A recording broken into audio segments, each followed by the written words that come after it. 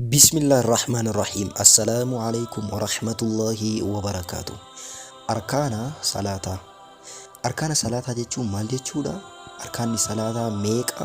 Inshaallah ibsa waa'ee arkaana salaataatiin wal qabatu bal'inaan in detail inshaallah gasseenneetiin tolchinee ilaallaa. Viidiyoo kana hamma xumuraatti ilaalaa. Viidiyoon kun akka namoota hedduu bira ga'uuf yaa kun dalagaa khairii waan ta'eef laayik godhaatiin eegala. Yoo isin laayik gootanii eegaltan namoota biroo bira ni gahaa jechuudha. Arkaana salaataa jechuun hiikkaan isaa liitiraalii yoo hiiknu maal jechuudha? Utubaalee salaataa jechuudha. Utubaalee salaataa jechuun maali?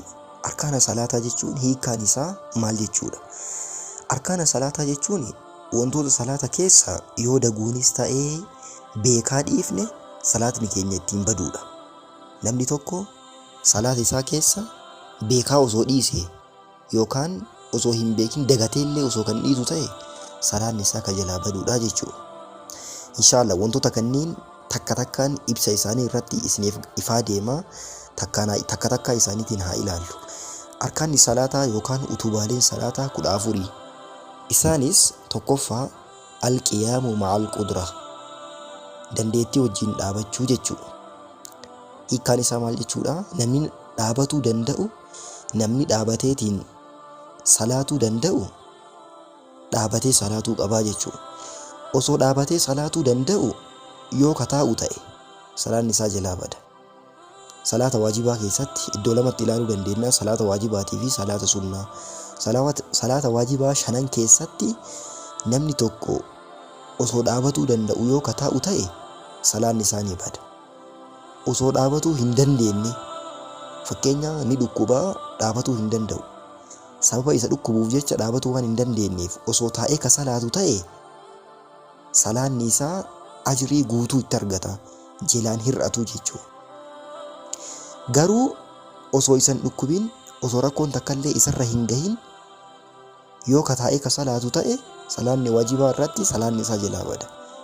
Namni tokko sababa rakkootiin jecha dhaabatu yoo hin danda'ini taa'uu ni danda'a. Yoo taa'ullee hin danda'ini cinaacha mirgaa isaa irratti ciisee salaatuu danda'a. Yoo kana mararra hin danda'in ta'e akkuma danda'etti qalbii isaa keessa yaasee tumaan qibla garagalee qalbii isaa keessa yaasee salaataa jechuudha. Lammaffaa salaata sunnaati.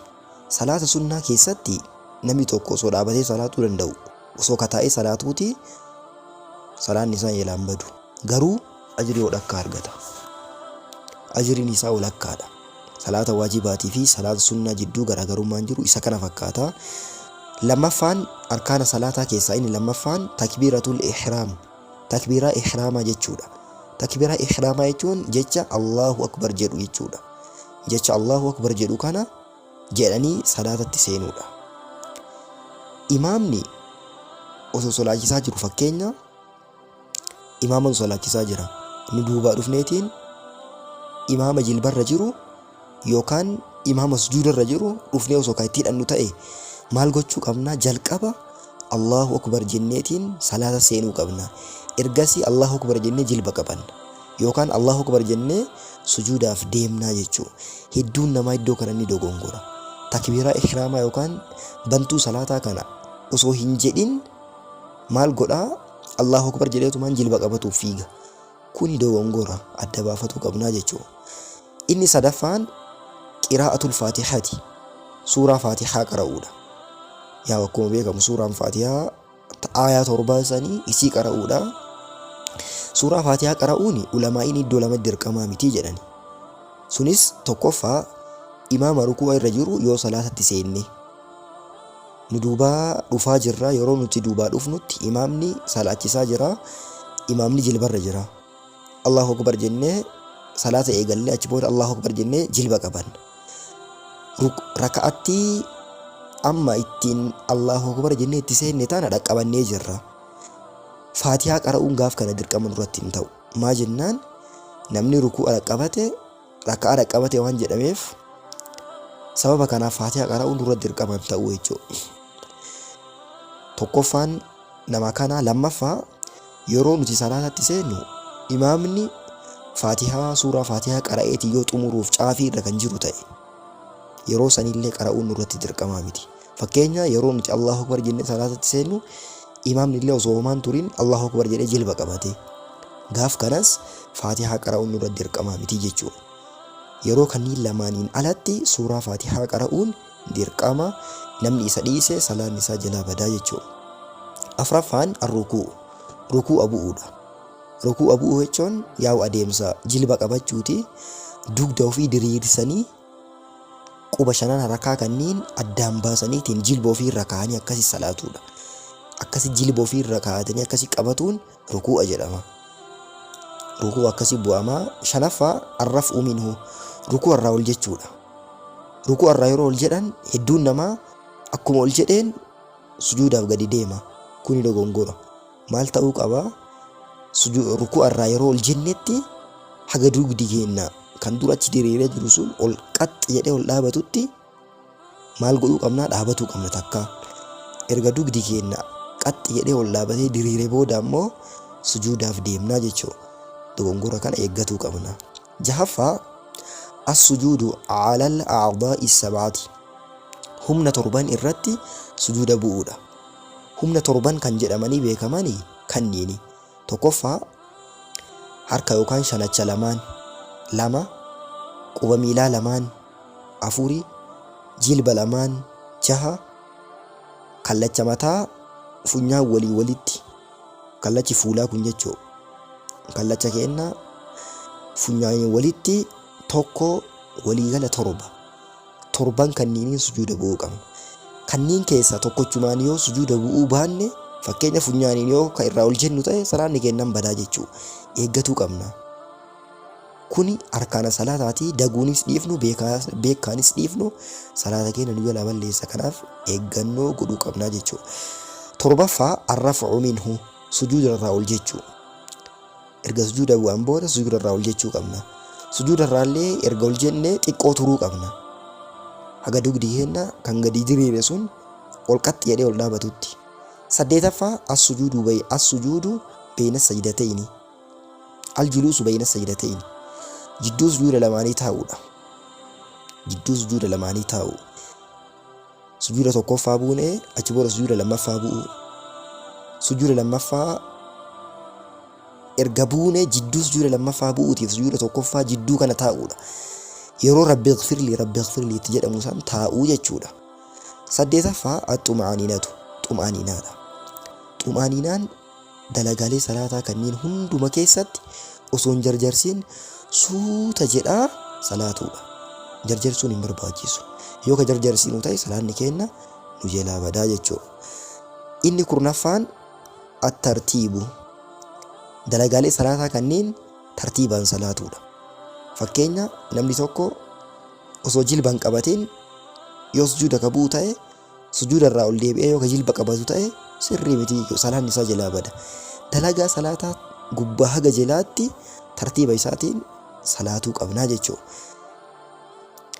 11ffaa at-tashahhudul akhiiru, tashahuda yookaan attahiyaata xumuraa ka salaata ittiin salaama baafannu san isa taa'uudha. 12ffaa wal juluusu lahu, tashahuda yookaan attahiyaata xumuraa kana qara'uu fi salaama baafachuudhaaf jennee taa'uudha. Teennee qara'uu qabnaa jechuudha. Dhaabata qara'uu hin qabnu. Teessumatti iddoo teennetti qara'uu qabnaa jechuudha. Inni 13ffaan as-salaatu ala nabiyyi sallallahu alaihi wasallam, nabi Muhammad sallallahu alaihi wasallam irratti salawaata buusuudha. Akkaataan salawaata itti buusan akkaataa armaan gadiiti. اللهم صل على محمد وعلى آل محمد كما صليت على إبراهيم وعلى آل إبراهيم وبارك على محمد وعلى آل محمد كما باركت على إبراهيم وعلى آل إبراهيم إنك حميد مجيد. أكاتا هدو تجرا، أكاتا هدو جران كنين كيسا أكاتا بربانين جتشو دندينا جتشو هندوم تو دنداما. أنا أكاتا توكو چوكو فسنيمي أكاتا هدو تجرا سن فيديو برا ilaaluu dandeettanii. 14ffaa at-tasliimataani, salaama lamaan baafachuudha. Bitaa mirgatti assalaamu alaykum wa rahmatullah, assalaamu alaykum wa rahmatullah jennee bitaaf mirgatti mormi keenya akka mul'atutti salaama jechaa fuula keenya garagalchine, salaama jechaa fuula keenya gama bitaa mirgaatti garagalchinee salaata keenya xumurraa jechuudha. akka arkaanni salaataa 14 kanneen fakkaatu yeroo salaama baafatu hedduun namaa maal godhaa harka ol facaasanii harka akkana ol qabaa akkana ol facaasaa salaama baafatuun dhoorgamaadha. Sirrii miti. Nabiyyiin sallallahu alaihi wasallam irraa dhoorganii jiran. Kanaaf irraa dhoorgamuu qabnaa jechuudha. Wantoonni arkaana salaataa jedhamanii beekaman isaan kanneen fakkaatu akkaataa salaata jalqabaa haga xumuraatti itti salaatanii dhimma kanaan wal qabatu irratti viidiyoo tokko dalagee jira. Isin fayyada. Salaata keessan ittiin sirreeffattan. Viidiyoo kana dhaqaatiin ilaalaa salaata keessan ittiin sirreeffadhaa. Dabalataa waa'ee arkaana salaataa, shuruuxa salaataa fi waajibaata salaataa jedhu bal'inaan hubachuudhaaf inshallah kitaaba tokko arkaan islaamaa ka jedhuun kitaaba inshallah qopheessaa jirutu jira. Kitaaba sanirraa gabaabseetiin akka barnootaaf ta'utti ka qopheessitu jira. Inshallah fayyadamuu dandeettanii namni barbaadan na dubbisa. Koomentii irratti naaf barreessaa. Inshallah telegiraamii irratti akkaataa argachuu dandeettaniin isiniif mijeessaa. Kitaabni akka agartan kana isa kana fakkaata. Isin fayyada ergaa gabaabaadha. Print illee irraa gootanii waraqaadhaan fayyadamuu dandeettanii nama birootiifis kennitaniitiin namni biroo akka dubbisu ajriitti argachuu dandeettu jechuudha. Yeroo gaarii isiniif haa ta'u. Nagaan naaf tura. Rabbiif jedhee sirriitti isin jaaladha. Assalaamu alaikum wa rahmatullahi wa barakaatuh.